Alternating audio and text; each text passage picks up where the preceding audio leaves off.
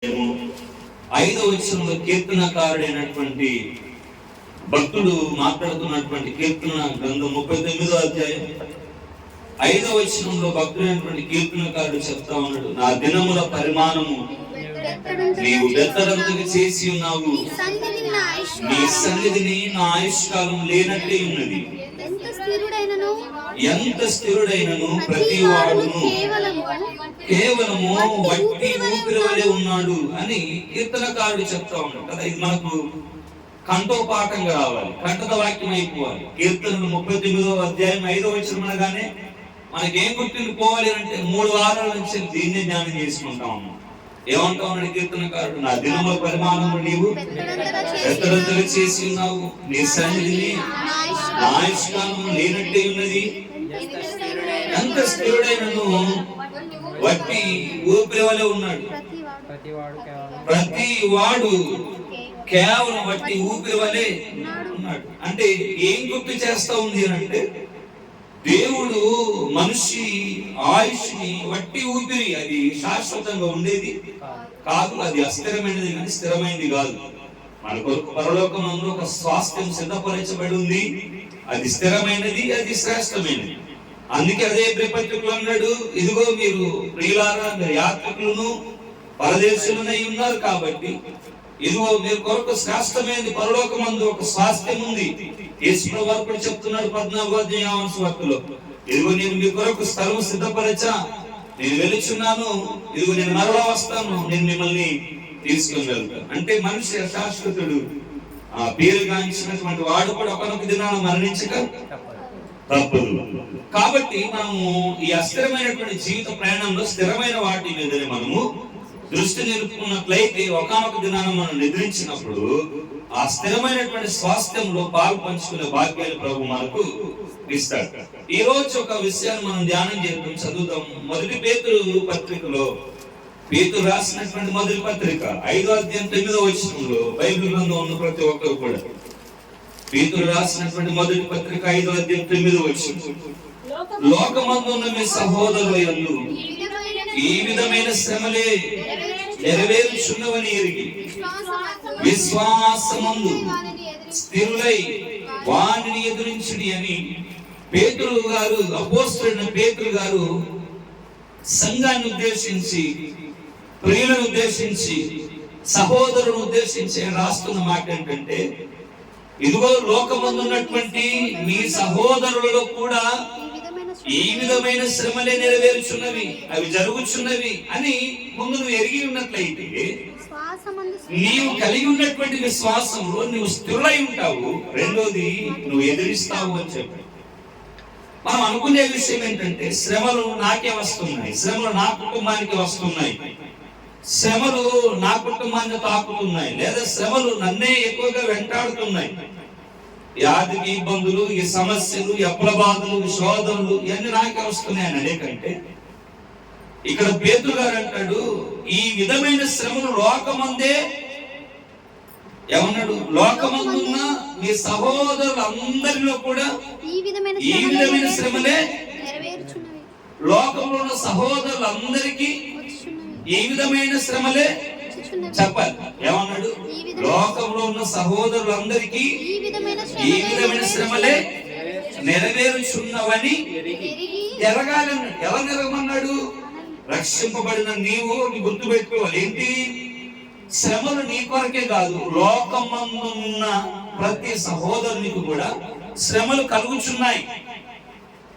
కేవలము కడుపు నొప్పో, జ్వరమో, లేకపోతే ఏదో ఇతర బలహీనతలు దేవుని బిడ్డలకే కాదు, దేవుని అంగీకరించినటువంటి మనుషులకు కూడా కలుగుచున్నాయి. అప్రబాధలు దేవుని బిడ్డలకే కాదు, దేవుని అంగీకరించిన వారికి కూడా కలుగుచున్నాయి. కానీ ఇక్కడ ఏమంటాడు అంటే, ఇదిగో నీవు ప్రభువుని అంగీకరించావు, నీ కొరకు స్థిరమైన స్వాస్థ్యం ఒకటి ఉంది, దాన్ని నువ్వు పొందుకోవాలి అని అంటే ఇదిగో నువ్వు విశ్వాసం స్థిరంగా ఉండాలి, స్థిరంగా ఉండాలి. పై వచనంలో ఏమన్నాడు? 8వ వచనంలో ఇక్కడ ఎదిరించుడి అని చెప్పాడు కదా. 8వ వచనంలో ఏమన్నాడు? నిర్భరమైన బుద్ధి గల వారే మెలకువగా నుండి నీ విరోధి అయిన అపవాదైన సింహము వలె వాడు ఎవరిని మృంగుదునా అని ఎదుర్కొచ్చు తిరుగుతా ఉన్నాడు. కాబట్టి ఇప్పుడు ఎదురించుడి అని చెప్పాడు కదా. ఇప్పుడు ఎవరిని ఎదిరించాలి? ఎవరిని మృంగుదునా అని తిరుగుతున్నటువంటి అపవాది అయినా, గర్జించి సింహం వల్ల తిరుగుతున్నటువంటి అపవాదిని మనము ఎదిరించాలి. ఈ 9వ వచనంలో విశ్వాసమందు స్థిరులై వాణ్ణి ఎదిరించు. ఇప్పుడు అపవాదిని ఎదిరించాలి అని అంటే, అపవాది ద్వారా కలుగుతున్న శ్రమలను ఎదిరించాలి అని అంటే, అపవాది నీ కుటుంబంలో, నీ ఆత్మీయ జీవితంలో కలుగజేస్తున్నటువంటి ఇక్కట్లో నుండి, ఇబ్బందుల్లో నుండి నువ్వు బయటపడాలి అని అంటే నీవు అపవాదిని ఎదిరించాలి. అపవాదిని ఎదిరించాలి అని అంటే నీకేముండాలి అంటే విశ్వాసములో స్థిరంగా ఉండాలి. నీ విశ్వాసం కదిలించేదిగా ఉండదు, నీ విశ్వాసము బెనికేదిగా ఉండదు, నీ విశ్వాసము నిన్ను గందరగోళంలో నెట్టేదిగా ఉండదు. నీ విశ్వాసం ఎలా ఉండాలి అని అంటే నీకు ఏ శ్రమలు వస్తున్నాయో, ఏ ఇబ్బందులు వస్తున్నాయో వాటిని ఎదిరించేదిగా నీ విశ్వాసం ఉండాలి. హల్లెలూయా, హల్లెలూయా. చాలా మంది ఈ శ్రమలు కలిగినప్పుడు, ఈ నిందలు కలిగినప్పుడు, అవమానాలు కలిగినప్పుడు ఏం చేస్తారంటే, ఈ శ్రమలను నాకు ఇప్పుడు సాక్ష్యం చెప్పారు, నీ పట్ల దేవుడు లేడు, ఇంత మందిరానికి వెళ్తా ఉన్నావు, ఇంత దేవుని దగ్గరికి నువ్వు వెళ్తా ఉన్నావు, ఏముంది దేవుని వదిలిపెట్టేసి వెళ్ళిపో. ఈ శ్రమలు నీకే కాదు, లోకంలో చాలా మందికి వాళ్ళకు కూడా అదే ఫీలింగ్ ఉంటది. మేము ఎక్కడికెక్కడ తిరుగుతా ఉన్నాం, ఏ మాత్రం కూడా మాకు ఆ దేవుడి దగ్గర కూడా ఎంత బాగుంటుంది, చాలా ఫీలింగ్ ఉంటుంది. ఇక్కడ చెప్తున్న మాట ఏంటంటే విశ్వాసంలో మనం స్థిరులమై ఉండాలి. ఆమేన్. ఏం చేయాలంటే మనం విశ్వాసంలో స్థిరులమై ఉండాలి. అందుకే ఒక 2 మాటలు చదివించి నేను ముందుకు వెళ్తాను. కొలస్సీలకు రాసిన పత్రికలో చెప్పాడు పౌలు గారు. కొలస్సీలకు రాసిన పత్రిక 2వ అధ్యాయం 5వ వచనంలో, నేను శరీర విషయంలో చెరసాల్లో ఉండి, సంఖ్యల్లో ఉండి, జైల్లో బంధింపబడి ఉండి, కొలస్సీ సంఘానికి రాలేని పరిస్థితుల్లో ఉండి లేఖ రాస్తూ, నేను శరీర విషయంలో దూరముగా ఉన్నను, ఆత్మ విషయములో మీతో కూడా ఉండి మీ యోగ్యమైన ప్రవర్తనను క్రీస్తునందలి మీ స్థిర విశ్వాసమును చూచి ఆనందించుచున్నాను. పౌలు గారు ఎక్కడ ఉన్నాడు అని అంటే చెరసాల్లో ఉన్నాడు. కొలస్సీ సంఘానికి ఉత్తరం రాస్తా ఉన్నాడు. ఆ ఉత్తరంలో ఏమంటున్నాడంటే, నేను శరీర విషయంలో మాట్లాడాలి, నీ శరీర విషయంలో దూరంగా ఉన్నాను, కానీ నా ఆత్మని చూసారా, నా ఆత్మ విషయంలో నేను మీతో కూడా ఉండి మీ యోగ్యమైన ప్రవర్తనను క్రీస్తునందలి మీ స్థిర విశ్వాసమును చూచి ఆనందించుచున్నాను. మీకు ఎంతమంది గుర్తుందో తెలియదు కానీ మొదటి వారంలో ఇదే వాక్యం ధ్యానం చేసుకుంటూ తిమోతి అన్న ప్రార్థనలు ఎత్తిపట్టాడు. ఏంటిది? నా ప్రియ సహోదరులారా, నా ఆనందమైనను నా కిరీటమైనను సంగమా మీరే అన్నాడు కదా. పౌలుకున్న ఆనందము, కిరీటము, అతిశయం ఏదైనా ఉందా అంటే అది సంఘమే. కానీ ఇక్కడ సేమ్ మళ్ళీ అదే మాట్లాడాడు. ఏమన్నాడు? క్రీస్తునందలి మీ స్థిర విశ్వాసమును చూచి ఆనందించుచున్నాను. కొలస్సీ సంఘానికి అబద్ధ బోధకులు కొలస్సీ సంఘాన్ని పాడు చేయాలని, వారి విశ్వాసాన్ని పాడు చేయాలని, వారి విశ్వాసం నుండి భ్రష్టత్వం నుండి నెట్టివేయాలని చాలా మంది ప్రయత్నాలు చేశారు. అటువంటి సమయంలో ఆ సంఘానికి పౌలు లేఖ రాస్తూ ఏమంటున్నాడు అంటే, మీ స్థిర విశ్వాసమును చూచి ఆనందించుచున్నాను. ఏ విశ్వాసం ఉంది సంఘానికి? చెప్పాలి. ఏ విశ్వాసం ఉంది సంఘానికి? చెప్పాలమ్మా, ఏ విశ్వాసం ఉందట? మీ స్థిర విశ్వాసమును చూచి ఆనందించుచున్నాను. శ్రమలు వచ్చాయి, మీరు స్థిరంగానే ఉన్నారు. అబద్ధ బోధకులు వచ్చారు, స్థిరంగానే ఉన్నారు. ఎన్నో నిందలు పడ్డారు, ఎన్నో అవమానాలు పడ్డారు, కానీ మీ విశ్వాసం స్థిరంగానే ఉంది. ఒకసారి ఆలోచించు. ఆదిమ సంఘమేమి సుఖంతో లేదు, ఆదిమ సంఘాలేమి శ్రమలు అనుభవించకుండా లేరు. క్రైస్తవ్యము ఉద్భవించినది మొదలుకొని ఇదిగో మన ప్రధాన యాజకుడైనటువంటి యేసు క్రీస్తు వారి విషయంలో కూడా శ్రమలు తప్పలేదు. ఆయన అందుకే అన్నాడు, ఇదిగో నేను ఈ లోకమును జయించున్నాను, నేను లోకమును జయిస్తాను. లోకంలో మీకు శ్రమ కలుగుతుంది. లోకంలో మనకి ఏం కలుగుతుంది అన్నాడు ఆయన? చెప్పాలి. ఏం కలుగుద్ది అన్నాడు ఆయన? శ్రమ కలిగిద్ది. శ్రమలో మనం ఎలా ఉండాలి అంటే మన విశ్వాసం స్థిరమైనదిగా ఉండాలి. ఒకసారి ఆలోచన చేయి. నీ విశ్వాసం స్థిరమైనదేనా లేదా కదిలేదా? కదులుతుందా నీ విశ్వాసం? కదిలేదిగా ఉంటే నీకంటూ ఒక స్థిరమైన స్వాస్థ్యం ఉంది. దాన్ని నువ్వు ఎప్పటికీ కూడా పొందలేవు. ఎన్ని శ్రమలు వచ్చినా, ఎన్ని ఇబ్బందులు వచ్చినా, ఎన్ని కష్టాలు వచ్చినా, నీ ఆత్మీయ జీవితంలో ఎన్ని ఉపద్రవాలు వచ్చినా నీ విశ్వాసం ఎప్పటికీ క్రీస్తు మీద నుండి తొలగి పోకూడదు. అందుకే అంటాడు, విశ్వాసం కర్తయు దానిని కొనసాగించువాడని యేసు వైపు చూచు. ఎవరి వైపు చూడాలి? నీకు వస్తున్న శ్రమల్లో యేసు వైపు చూడు. నీ బలహీనతల్లో యేసు వైపు చూడు. నీ నిందల్లో యేసు వైపు చూడు. నీ కష్టంలో యేసు వైపు చూడు. నీ బలహీనతల్లో యేసు వైపు చూడు. యేసు వైపు చూచితే నీ విశ్వాసం ఎప్పటికీ సన్నగిలిపోదు. లోకం వైపు చూస్తే నీ విశ్వాసములో సన్నగిలిపోతావు. హల్లెలూయా, హల్లెలూయా. పేతురు నడుస్తా ఉన్నాడు. ఎక్కడ? సముద్రం మీద.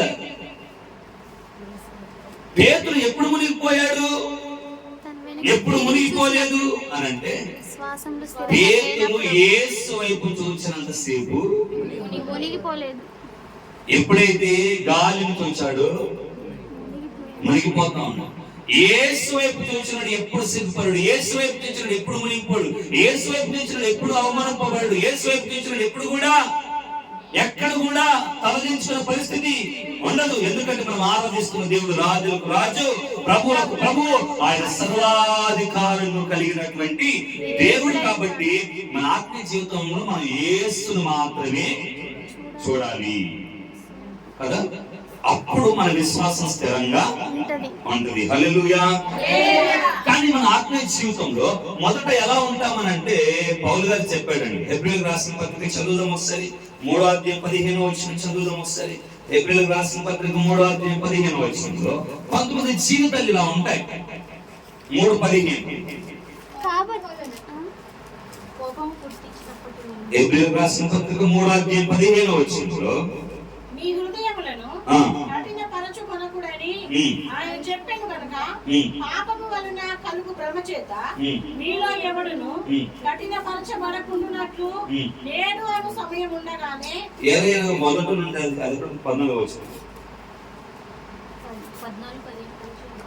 చదువు. ఏలయనగా మొదట నుండి మనకున్న దృఢ విశ్వాసము అంతము మట్టుకు గట్టిగా చేపట్టిన ఎడలని క్రీస్తులో పాలివారమై. హల్లెలూయా. అక్కడే ఉండు, అక్కడే లైన్ పెట్టుకో. ఇప్పుడు ఒకసారి మీరు చాలా జాగ్రత్తగా ఈ వాక్యం బాగా వినండి, ఓకేనా? నిద్రపోవద్దు అసలుకే. హల్లెలూయా. ఎక్కడ చెప్తాం? హల్లెలూయా. పౌలు గారు అనే మాటను మీరు చాలా జాగ్రత్తగా ఆలోచించండి. ఇప్పుడు నేను ప్రశ్న అడుగుతాను, చదువక్క. ఏలయనగా మొదట నుండి మనకున్న దృఢ విశ్వాసం అంతము మట్టుకు గట్టిగా చేపట్టిన ఎడలనే క్రీస్తులో పాలివారమై ఉండుము. ఇప్పుడు నా ప్రశ్న, క్రీస్తుతో ఎవరు పాలివారై ఉంటారు? మన విశ్వాసాన్ని అంతము వరకు చేపట్టుకొని అంతము వరకు గట్టిగా చేపట్టిన ఎడలనే క్రీస్తులో పాలివారమై ఉండుము. మొదట మనకు విశ్వాసం ఎలా ఉంటుందంటే గట్టిగా ఉంటుంది, దృఢంగా ఉంటుంది కదా. దృఢంగా అనడానికి ఒక మాట చెప్పాలంటే స్థిరంగా ఉంటుంది. ఎలా ఉంటుందంటే మొదటి భక్తి వేరు, మొదటి ప్రార్థన వేరు, మొదటి విశ్వాసం వేరు, మొదటి ఉత్సాహం వేరు, మొదటి మనకున్నటువంటి భక్తి గాని దైవికమైన స్థితి గాని వేరు. అదేదో అర్థం కాదు. కానీ సంవత్సరాలు మారిపోతా ఉంటే ఏమైపోతా ఉంటాం? ఒకప్పుడున్న ప్రార్థన, ఒకప్పుడు ఉన్నటువంటి భక్తి, ఒకప్పుడు ఉన్నటువంటి విశ్వాసం, ఒకప్పుడు ఉన్నటువంటి నమ్మకం, ఒకప్పుడు ఉన్నప్పుడు దేవుడి మీద ఆరాటం, ఒకప్పుడు నేనే మందిరంలో మొదలుకోవాలి, ఒకప్పుడు నేనే మొదట పాట పాడాలి, ఒకప్పుడు నేనే మందిరానికి మొదట రావాలి. కాలక్రమేణా ఏమని అయిపోతాయో తెలుసు, అన్ని తగ్గిపోతాయి. అట్లా ఉంటే నీకు క్రీస్తులో పాలువాడు అవలేదు. అందుకే ఒక మాట అంటాడు, కార్యారంభము కంటే కార్యాంతము మేలు. నీకున్న దృఢ విశ్వాసము అంతము మట్టుకు గట్టిగా చేపట్టిన ఎడల నీవు క్రీస్తులో పాలువారమై ఉంటావు. అంటే క్రీస్తుతో పాలువారమై ఉండాలి అంటే, క్రీస్తులో మనం నిలిచి ఉండాలి అంటే, ఆ స్థిరమైన స్వాస్థ్యాన్ని మనం హక్కుదారులం అవ్వాలి అని అంటే మనకి ఏముండాలో తెలుసా? దృఢ విశ్వాసం అలానే ఉండాలి. ఉందా? పరిశీలన చేయ ఒకసారి. నీ విశ్వాసం పరిమాణం ఎలా ఉంది? నీ విశ్వాసం స్థితిగతులు ఎలా ఉన్నాయి? మనకు తెలుసు. మన విశ్వాసం అంటే మనకు తెలుసు. ఎవరి విశ్వాసం ఏంటో, ఎవరి విశ్వాస పరిమాణం ఏంటో, ఎవరు ఏ స్థాయిలో ఉన్నారో తెలుసు. ఇప్పుడు ఒకసారి నిన్ను ప్రశ్నించుకో, పరిశీలన చేయి. నీకున్న విశ్వాసం మొదట నీకు ఎలా ఉందో ఇప్పుడు అలానే ఉందా? క్రీస్తుని అంగీకరించినప్పుడు ఎలా ఉందో ఇప్పుడు అలానే ఉందా? క్రీస్తు నమ్ముకున్నప్పుడు, బాప్తిస్మం తీసుకున్నప్పుడు, సంఘంలో చేర్చబడినప్పుడు ఏ ఉత్సాహం, ఏ ఆరాటం, ఏ సంతోషం, క్రీస్తు కొరకు ఏదో ఒకటి చేయాలనే తపన ఇప్పుడు అదే ఉంది నీ జీవితంలో? ఆలోచన చేయి. అదే చెప్పు ఒకసారి. ఉందా? మార్పులు వచ్చాయా? మార్పులు వస్తే ఈ దినం ప్రభు మనతో మాట్లాడుతున్న ఏంటిది? మన విశ్వాసాన్ని మరలా దృఢపరుచుకోవాలి. మరలా మన విశ్వాసాన్ని మన స్థిరంగా పెట్టుకోవాలి. ప్రభువా, ఒకవేళ అవును నేను మొదట ఉన్నప్పుడు నాకున్న భక్తి వేరయ్యా, మొదట ఉన్నప్పుడు నీ మీద ఆసక్తి వేరు, మొదట నాకున్న ఆ భక్తి, ఆ యొక్క ప్రార్థన జీవితం, ఆ విశ్వాసం అది వేరుగా ఉండేది. నీ కొరకు ఏదో ఒకటి చేయని తపన ఉండేది, ఆశ ఉండేది, ఆలోచన ఉండేది. కానీ కాలక్రమేణా పరిస్థితులను బట్టి, కుటుంబాన్ని బట్టి, లేకపోతే నాకున్న పని పాటలను బట్టి నాకున్నటువంటి విశ్వాసము ఏమైపోయింది? దృఢంగా ఉన్న విశ్వాసం కాస్త సన్నగిలిపోయిందయ్యా అని ఒకవేళ నువ్వు అనుకుంటే, ఒకసారి ఈ దినాన, ఈ మధ్యాహ్నకాల సమయంలో ప్రభు నీతో మాట్లాడుతున్నాడు, నాతో మాట్లాడుతున్నాడు. ఒకవేళ నీ విశ్వాసం గనక చెదిరిపోయే గాలి వంటిదైతే మరలా ఈ దినాన దృఢపరుచుకో.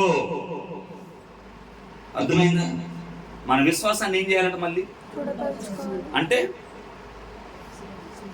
దృఢపరచుకోవడం అంటే అర్థం అందిస్తరం చేసుకోవాలి. ఏ ఏ విషయాలు నీ విశ్వాసాన్ని సన్నగిలిపోయాయో ఆయా విషయాలలో మన మనసాక్షి వల్ల సరి చేసుకోవడం మొదలు పెట్టాలి. హల్లెలూయా, హల్లెలూయా, హల్లెలూయా. ఓకేనా? అర్థమైందా? ఇంకొక మాట చదివేసిన ఉన్నటువంటి పరిస్థితులను బట్టి అసలు బైబిల్ ఉంది ఎంత అద్భుతమైనది అంటే చదువుతూ భలే అనిపిస్తుంది. చూడు, ఈ వాక్య భాగం చదువుదాం ఒకసారి. యాకోబు రాసిన పత్రిక 2వ అధ్యాయంలో 1వ వచనాన్ని కనుక చదివితే, నా సహోదరులారా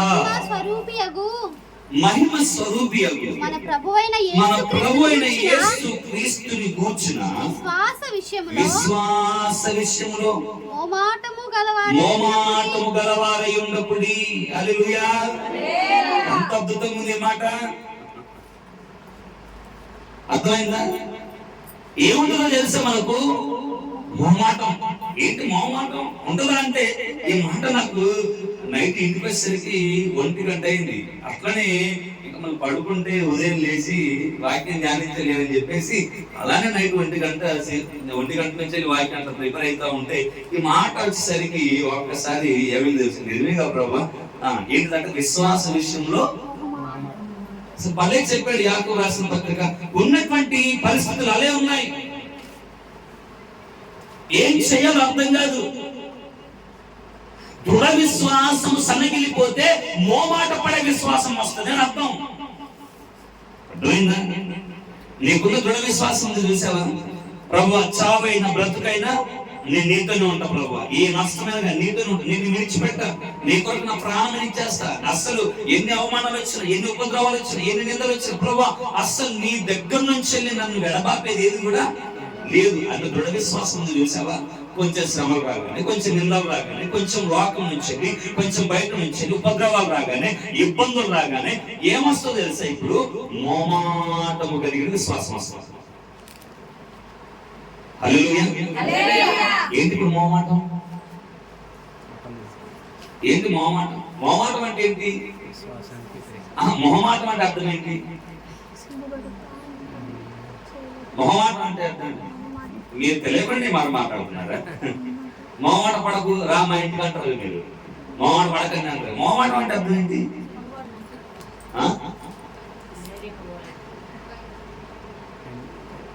మొహమాటం అంటే నాకు తెలిసింది చేసి చేయనట్టుగా, చేసి చేయనట్టుగా. ఎవరి పేరు ఎందుకు పసుపు ఉంది, అది తీసి అక్కడ పెట్టు అన్నయ్య చెప్పాడు కాబట్టి మొహమాటంగా ఇంకా చెయ్యాలి. అంటే లోన చేయడం ఇష్టం లేకపోయినా చెయ్యాలి. అంటే చేసి చేయడం ఇష్టం లేదు కానీ చెయ్యాలి, తప్పది. విశ్వాస విషయం కూడా అంతే. అరే ఇన్ని శ్రమలు వస్తున్నాయి, అందరికి పోవాలా? అసలు పోవద్దా? ప్రార్థన చేసుకోవాలా? చేసుకోవద్దా? మరి లాక్డౌన్ చెల్లింది శ్రమలు. ఇప్పుడు నేను ఏం చేయాలి? అందరికి వెళ్ళాలా?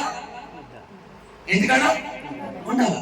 అసలు క్రైస్తవులు ఎలా అయిపోయారు అని అంటే మోమాటం అయిపోయింది. మందిరానికి రావడానికి కూడా మోమాటం అయిపోయింది, ఆరాధించడానికి కూడా మోమాటం అయిపోయింది, ప్రార్థన చేసుకోవడానికి కూడా మోమాటం.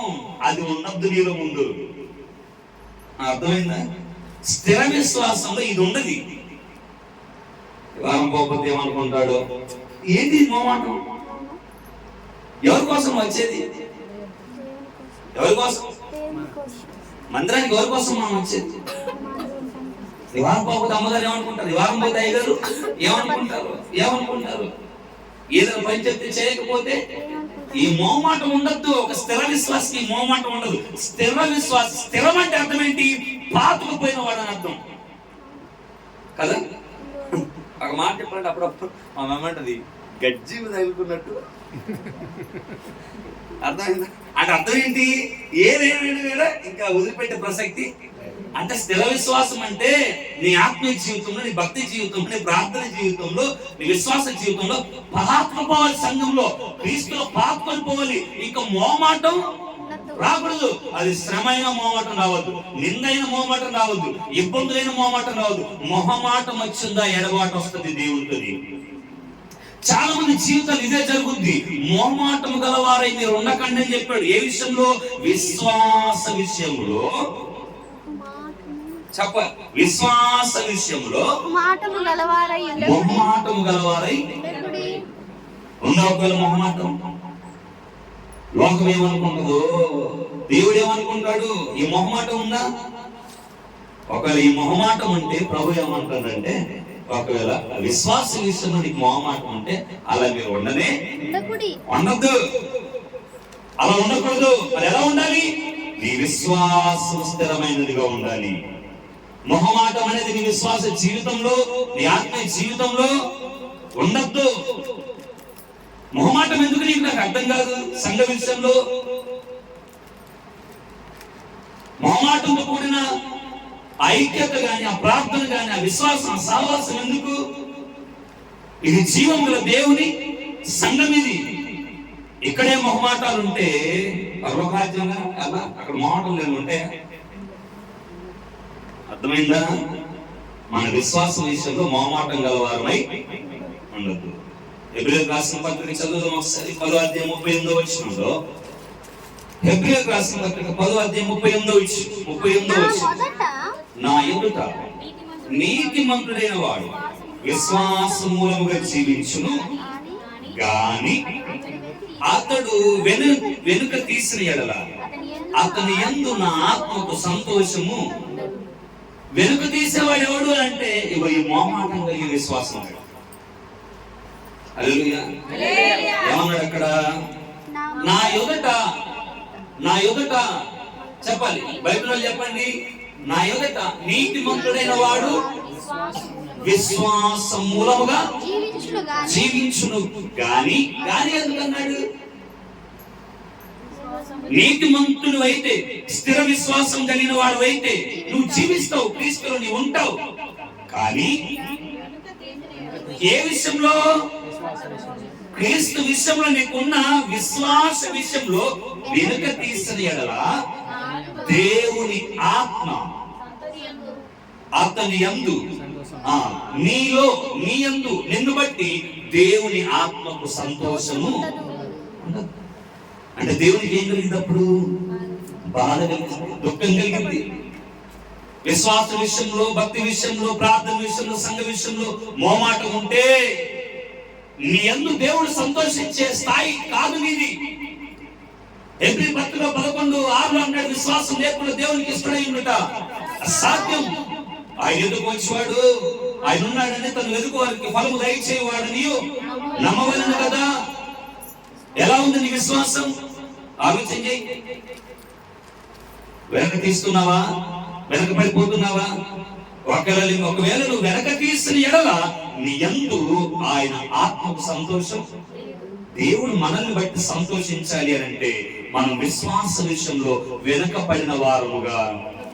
చాలా మంది అంటారు, అయ్యా ఒకప్పుడు బాగా పాడాలి, ఇప్పుడు ఏమైంది? మరి ఒకప్పుడు బాగా ప్రార్థన చేశా, ఇప్పుడు ఏమైంది? ఒకప్పుడు బాగా పరిచయం చేశా, ఇప్పుడు ఏమైంది? చెప్తే ఏమైంది? ఒకప్పుడు పాడావు, ఇప్పుడు రావా? ఒకప్పుడు పరిచయం చేసావు, ఇప్పుడు చేయలేవా? ఒకప్పుడు ప్రార్థన చేసావు, ఒకప్పుడు ఎందుకు ఇప్పుడు ఏమైంది నీకు? అందుకే గాని అన్నాడు, వెనకబడిపోయావు. వాళ్ళే ఉన్నారు కదా పిల్లలు, వాళ్ళే పాడుకుంటారు, వెనకబడిపోయావు నీవు. అర్థమైందా? వెనకబడిపోయావు. నువ్వు వెనక పడినట్లయితే నీ ఆత్మీయ జీవితంలో, సంఘ విషయంలో, పరిచర్య విషయంలో నిన్ను బట్టి దేవుడు సంతోషించేవాడిగా ఉంటాడు. మన విశ్వాసం ఎలా ఉందో తెలుసా? అది స్థిరమైనదిగా ఉండాలి, అది దృఢమైనదిగా ఉండాలి. ఆ తర్వాత మన స్థిర విశ్వాసంలో మనం మోమాటం లేని వారంగా ఉండాలి. అట్టి విశ్వాసంతో మనం ఉంటే ప్రభు ఆత్మ మన యందు సంతోషించేదిగా ఉంటది. హల్లెలూయా, హల్లెలూయా, హల్లెలూయా. చెప్పండి, మన విశ్వాసం ఎలాంటిది? స్థిరమైనదేనా? స్థిరమైనదేనా? స్థిర విశ్వాసమేనా? కదులుతుందా? చెప్ కదులుతా. అందుకే అన్నాడు కీర్తన గ్రంథం 1వ అధ్యాయంలో, నీతిమంతుల సభలో పాపులు. నీతిమంతుల సభలో పాపులు. పాపులు అంటే ఎవరు మరి? అక్కడ ఒక మాట చెప్పాలంటే అదే ప్రకటన గ్రంథంలో అన్నాడు, ఇదిగో పెరిగివారును, అబద్ధికులను, అపవిత్రులను, అవిశ్వాసులను, నరహంతకులను, వ్యభిచారులను, మాంత్రికులను, విగ్రహారాధికులను, అబద్ధికులందరూ పడతారు. ఒక నిమిషం. అవిశ్వాసులు ఎవరి? అవిశ్వాసులు. కొన్ని సందర్భాల్లో యేసు ప్రభువు ఒక మాట అన్నాడు, డోలి మీద ఆయన ప్రయాణం చేస్తా ఉంటే అవరవరం పడుకున్నాడు ఆయన. గాలి ఎక్కువైపోయింది, తుఫాన్ ఎక్కువైపోయింది, వాడు అటు ఇటు కదులుతా ఉంది. ఎమ్మడ పరిగెత్తుకొని, బోధకుడా మేము నశించుచున్నాం, నీకు చింత లేదా అంటే యేసు ప్రభువు అన్నాడు అక్కడ, విశ్వాసులారా అన్నాడు. ఏమన్నాడు? అల్ప విశ్వాసులారా మీరెందుకు సందేహపడుచున్నారు? ఇప్పుడు ఎవరినట్టున్నాడు అల్ప విశ్వాసి అని? విశ్వాసి అల్ప విశ్వాసి అవుతాడు, అల్ప విశ్వాసి అవిశ్వాసి అవుతాడు. అర్థమైందా? విశ్వాసి అల్ప విశ్వాసి అవుతాడు, అల్ప విశ్వాసి ఎప్పుడైనా గుర్తుపెట్టుకో. మనం ఆ విశ్వాసంలోకి వెళ్ళొద్దు. ఎలా ఉండాలట మనము? ఇప్పుడు చెప్పిండు కదా, ఎలా ఉండాలట మనము? చెప్పాలి. ఎలా ఉండాలట మనము? విశ్వాసం మూలముగా మనము జీవించే వారంగా ఉండాలి. మన విశ్వాసం చూసి ప్రభు ఆనందించేటట్టుగా ఉండాలి. ఒక ఇద్దరు వ్యక్తులు చూపించి ముగించేస్తాను. ఇద్దరు వ్యక్తులు, వారి విశ్వాసం, వారి స్థిర విశ్వాసం ఎలాంటిదో ఇద్దరు రెండే వచ్చిన చదివిస్తారు. వారి స్థిర విశ్వాసం ఎంత మంచిది అని అంటే, చదువుతాం. ప్రకటన గ్రంథం తేదీ జరిగింది. ఇప్పుడు ప్రకటన గ్రంథం 2వ అధ్యాయం 12-13 వచ్చిన. ప్రకటన గ్రంథం 2వ అధ్యాయం 12-13 వచ్చిన. చదివిందా? చదువు. పెర్గములో ఉన్న పెర్గములో ఉన్న సంఘపు దూతకు ఇలాగు వ్రాయుము, వాడి అయిన రెండంచులుగా ఖడ్గము గలవాడు చెప్పు సంగతులేవనగా, సాతాను సింహాసనమున్న స్థలములో నీవు కాపురం ఉన్నావని నేను ఎరుగుదును, మరియు సాతాను కాపురమున ఆ స్థలములో నాయందు విశ్వాసి అయింది నన్ను గూర్చి సాక్షి అయిన అంతిఫా వాడు మీ మధ్యను చంపబడిన దినములలో నీవు నా నామము గట్టిగా చేపట్టి నా యందరి విశ్వాసము విసర్జింపలేదని నేనెరుగుదును. చాలు. ఏ సంఘాన్ని గురించి ఆయన సాక్ష్యం ఇస్తున్నారు? సాక్షాత్తుగా యేసు క్రీస్తు వారు అని అంటే పెర్గము సంఘాన్ని గురించి రాస్తున్నారు. పెర్గము సంఘము ఎలాంటిది అని అంటే అక్కడ ఒక 3 విషయాలు. సాతాను సింహాసనం ఉన్న స్థలములలో నీవు కాపురం ఉన్నావని నేను ఎరుగుదును అని అన్నాడు. ఎక్కడ వాళ్ళు ఉన్న స్థలం ఎలాంటిదట? సాతాను కాపురం ఉన్న, సాతాను సింహాసనం ఉన్న స్థలములలో నీవు కాపురం ఉన్నావని, అనగా ఇల్లు కట్టుకొని ఉంటున్నావని నేను ఎరుగుదును. సాతాను సింహాసనం అనగా ఏంటి? సాతాను సింహాసనము అని అంటే రోమా ప్రభుత్వ పరిపాలనలో పెర్గము రోమ ప్రభుత్వానికి రాజధాని. రోమ ప్రభుత్వం ఏలుబడి చేస్తున్న దినాలవి. అపోస్తలుడైన యోహాన్ని రోమ ప్రభుత్వమే కదా పద్మాసు దీవిలో ఆయనను పడేసింది. ఆనాటి దినాల్లో ఈ సాతాను సింహాసనం అనగా రోమ ప్రభుత్వం ఏలుబడి చేస్తున్న దినాల్లో సంఘం ఉంది. ఏ సంఘము? పెర్గము సంఘం. హల్లెలూయా. పెర్గము సంఘం అప్పుడుంది. ఆనాటి దినాల్లో భయంకరమైన చిత్రవదన, భయంకరమైన, అసలు విశ్వాసులు అంటేనే, దేవుడు నమ్ముకున్న వారు అంటేనే రోమ ప్రభుత్వానికి పడేది కాదు. ప్రభుత్వాలకు ఎప్పటి నుంచి కాదు వ్యతిరేకం. క్రైస్తవులు అంటే అప్పటి నుండే ఉంది. కాల్చేవారు, ఇబ్బందులు పెట్టేవారు, శిరచ్ఛేదనం చేసేవారు. అటువంటి పరిస్థితుల్లో పెర్గము సంఘం ఉంది. అప్పుడు అట ఇదిగో నువ్వు కాపురం ఉన్నావని నిన్ను గురించి నేను సాక్ష్యం ఇస్తున్నాడు. పెర్గము సంఘాన్ని గురించి సాక్ష్యం ఇస్తున్నాడు. సాక్ష్యం ఇస్తూ 2 మాట ఏమన్నాడు అంటే, నా యందు విశ్వాసి అయ్యుండి నన్ను గూర్చి సాక్షి అయిన అంతిఫయ అను వాడు మీ మధ్యన చంపబడ్డాడు. ఎవరట? అంతిఫయ. ఎవరు? అంతిఫై. దేవుడు అంతిఫైను జ్ఞాపకం చేస్తున్నాడు పెర్గము సంఘానికి. పెర్గము సంఘంలో అంతిఫా ఉన్నాడు. ఎవరున్నాడట? మన సంఘం తిమోతిలో ఉన్నట్టు, ప్రవాహంలో ఉన్నట్టు ఆ సంఘంలో కూడా అంతిఫా ఉన్నాడు. ఈ అంతిఫాని ఏం చేశారు? ఆనాటి సాతాను సింహాసనం ఉన్నటువంటి ఆనాటి సంఘంలో, పెర్గము సంఘంలో అంతిఫా కాపురం ఉన్నాడు కదా. ఈ అంతిఫాని ఏం చేశారు అని అంటే ఇక్కడ చంపబడ్డాడు, చంపేశారని చెప్పాడు. అంతిఫాని ఏం చేశారట? చెప్పాలి. అంతిఫాని ఏం చేశారట? చంపేశారు. అంతిఫాని చంపేశారు. ఈ అంతిఫా ఎవరు అని కనుక కొంచెం ఆలోచన చేస్తే, ఒకటి అంతిఫా సంఘ పెద్ద అయినా అయి ఉండొచ్చు, రెండోది ఆ సంఘానికి కాపరి అయినా అయి ఉండొచ్చు. ఎవరట? పెర్గము సంఘానికి సంఘ పెద్ద అయినా అయి ఉండొచ్చు, లేకపోతే కాపరి అయినా అయి ఉండొచ్చు. ఎందుకంటే ఈయన గురించి ఇక్కడ తప్ప మరి ఎక్కడ కూడా బైబిల్ గ్రంథంలో రాయబడలేదు. ఈ అంతిఫా చంపబడిన దినములలో కూడా ఈ సంఘం ఎలా ఉందాటంటే, నా నామము గట్టిగా చేపట్టి నా యందరి విశ్వాసము విసర్జింపలేదని నేను ఎరుగుతున్నా. అంటే ఏ విశ్వాసం ఇప్పుడు పెర్గము సంఘంలో తెలుసా? దృఢ విశ్వాసం, స్థిర విశ్వాసం. అంతిఫా చంపబడ్డాడు, అయినా సంఘం విశ్వాసంలో చెప్పు విశ్వాసంలో. ఒకటి చెప్తున్న సంఘానికి సేవకుడు ఉండొచ్చు, లేకపోవచ్చు. ఎవరు ఉండొచ్చు, లేకపోవచ్చు. ఎందుకంటే సేవకుడు అస్థిరుడే, మనుషులందరం కూడా అస్థిరులమే. ఒకటే మాట చెప్తున్నాను, ఎవరు ఉన్నా లేకున్నా సంఘానికి ఏముండాలో తెలుసా? స్థిరంగా ఉండాలి.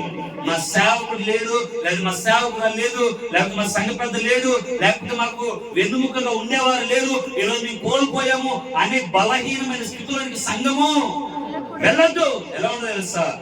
సంఘము దృఢముగా విశ్వాసములో గట్టిగా ఆయన నామమును చేపట్టేదిగా ఉండాలి. అది పెర్గము సంఘం చేసింది. అందుకే చెప్తున్నాడు, అంతిఫాను వాడు మీ మధ్య ఉన్న సహోదరుడే, మీతో ఉండే సహోదరుడే, మీతో సహవాసం చేశాడు, మీతో ప్రార్థనకు వచ్చాడు, మీతో పాటు తిరిగాడు, మీతో పాటు వాక్యంలో నేర్చుకున్నాడు, మీతో పాటు కలిసిన వాడే. అయితే మీ మధ్యన నా నామమును బట్టి హతసాక్షి అయ్యాడు, చంపబడ్డాడు.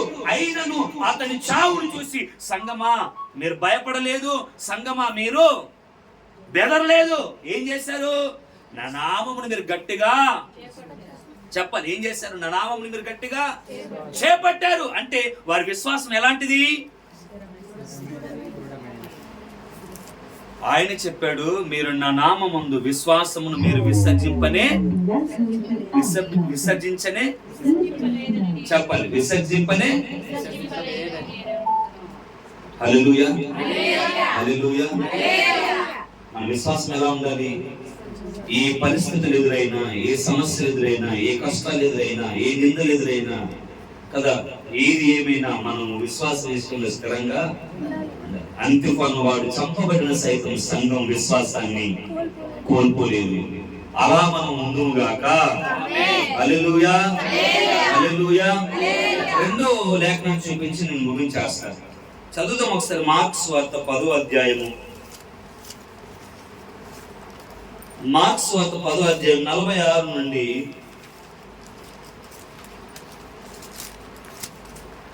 చదువు. 46 నుండి 50 పట్టణమునకు వచ్చిరి. ఎరుకో పట్టణమునకు వచ్చి ఆయన తన శిష్యులతోనూ బహుజన సమూహముతోను ఎరుకో నుండి బయలుదేరి వచ్చుచుండగా తీమయి కుమారుడగు బర్తిమయు అను గుడ్డి భిక్షకుడు త్రోవ పక్కన కూర్చుండెను. ఈయన నజరేయుడైన యేసు అని వాడు విని, దావీదు కుమారుడా యేసు నన్ను కరుణింపుమని కేకలు వేయ మొదలు పెట్టెను. ఊరకుండమని అనేకులు వారిని గద్దించురు గాని వాడు, దావీదు కుమారుడా నన్ను కరుణింపుమని మరి ఎక్కువగా కేకలు వేసెను.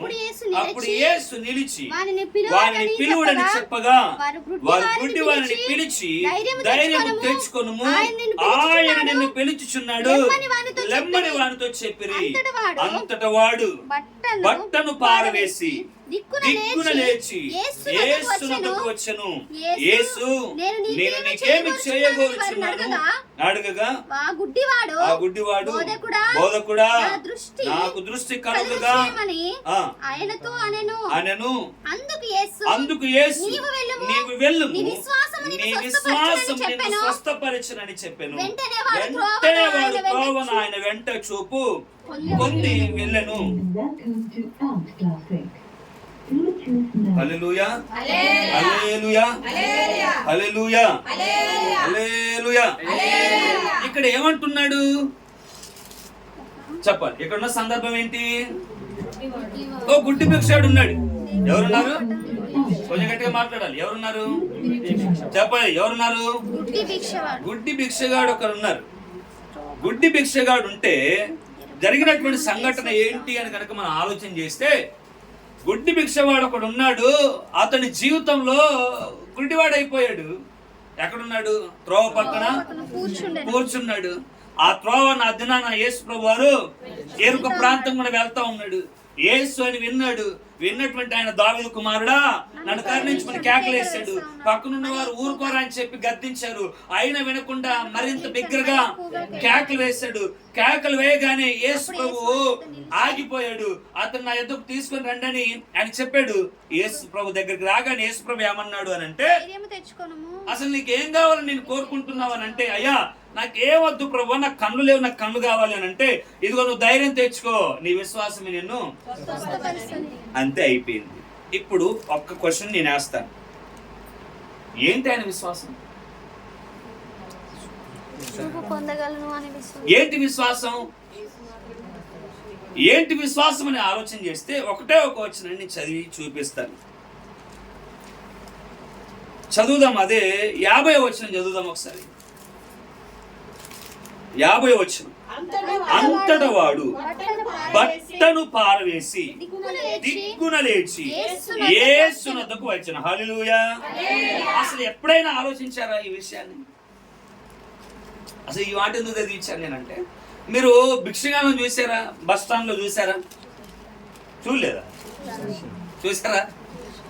భిక్షగాళ్ళు కూర్చుంటే వాళ్ళ ముందే ఉంటది, క్లాత్ వేసుకుంటారు. క్లాత్ ఉంటది ముందు. క్లాత్లో ఏం వేస్తారు చెప్పలే? క్లాత్లో ఏం వేస్తారు? డబ్బులు వేస్తారు. అవునా? ముందు ఉంటదా ఉండదా? ఉంటది. క్లాత్ ఉంటది, ఆ బట్ట ఉంటది.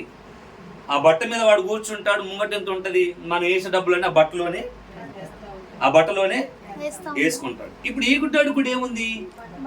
పై బట్ట ఒకటి ఉంది. ఏముందట? పై బట్ట. అది నాకు తెలిసి దుప్పట ఉండొచ్చు. ఎందుకనంటే గుడ్డోడు వాడు కప్పుకోవడానికి అదే, కింద పరుచుకోవడం అడుక్కోవడానికి అదే. హల్లెలూయా. ఇప్పుడు ఏం పారేశాడు? బట్టను పారేశాడు. అంటే దాని అర్థం ఏంటి? ఇంకా అడుక్కునే పరిస్థితి నాకు అసలు. ఎందుకు అడుక్కుంటున్నాడు?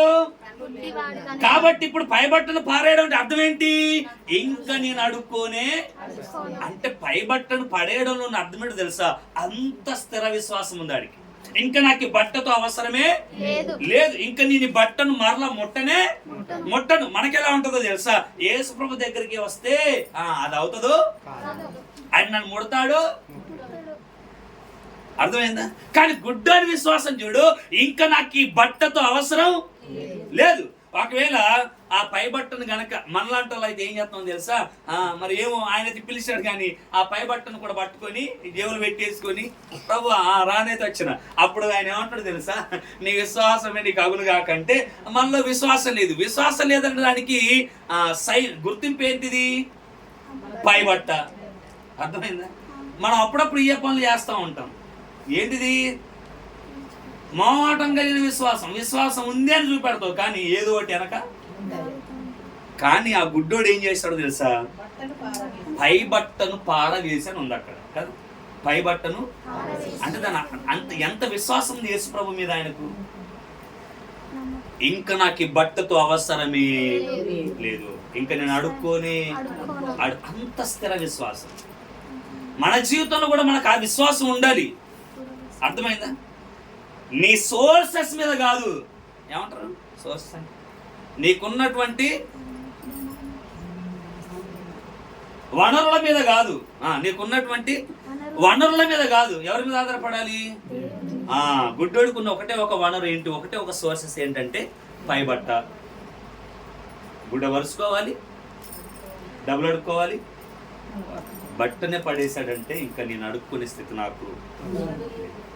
అది స్థిర విశ్వాసం. మన విశ్వాసం అలా ఉండాలి, కానీ మనం అది చెయ్యం. కొద్దిసేపు యేసు ప్రభు, కొద్దిసేపు తాయిత్తులు, కొద్దిసేపు యేసు ప్రభు, కొద్దిసేపు పూజ. అంటే మిమ్మల్ని కాదు, కొంతమందిని అంటా ఉన్నారు. అంటే బయట ఉన్న పరిస్థితి. కొద్దిసేపు యేసు ప్రభు, కొద్దిసేపు అయ్యూరు, కొద్దిసేపు తాయిత్తులు, కొద్దిసేపు పూజారి, కొద్దిసేపు అది, కొద్దిసేపు ఇది. ఏంటిది? మళ్ళీ హల్లెలూయా స్తుతి మహిమ అంటావు. మళ్ళీ పోతే మంగళవారంకి అయిపోయి మంగళవారంకి అయిపోతావు, గురువారంకి అయిపోయేది గురువారంకి అయిపోతావు. అర్థమైందా? ఒక్కసారి బట్టను పారేస్తే మళ్ళీ బట్టను, ఒకవేళ బట్టను ముట్టేవాడిని ఏమంటానంటే కుక్క తన వాంతికి తిరిగినట్లు, కడగబడిన పంది పొరినట్టు అను సామెత నిజమే. మన జీవితాలు కూడా అంతే.